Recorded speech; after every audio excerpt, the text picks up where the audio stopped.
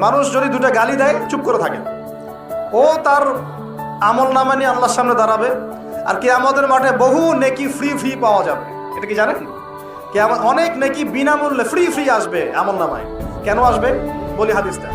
নবী সাল্লাল্লাহু আলাইহি ওয়াসাল্লাম বলেছেন, তোমরা কি জানো সবচেয়ে বড় মিসকিনকে, দরিদ্র মানুষকে, মিসকিনকে? সাহাবীরা বলছেন, আমরা তো মনে করি যার সম্পদ কম সেই মিসকিন। নবীজি বলছেন, না, প্রকৃত মিসকিন সে ব্যক্তি নয়। প্রকৃত মিসকিন সে ব্যক্তি যে কিয়ামতের মাঠে উঠবে উহুদ পাহাড়ের সমান নেকি নিয়ে উঠবে। উহুদ পাহাড় দেখেছেন তো? বিশাল পাহাড়। উহুদ পাহাড়ের সমান নেকি নিয়ে উঠবে। নামাজের নেকি, যাকাতের নেকি, হজের নেকি, ওমরার নেকি, বিভিন্ন নেকি। কিন্তু দেখবে সামনে বহু মানুষ দাঁড়িয়ে আছে।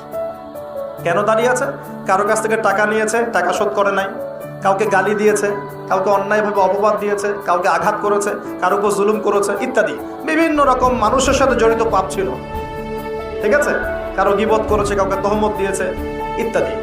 এখন আল্লাহ পাক বলবেন, এই ব্যক্তির নেকির যে পাহাড় আছে এখান থেকে নেকি নিয়ে ওদেরকে দিয়ে দাও। বলেন নাউজুবিল্লাহ।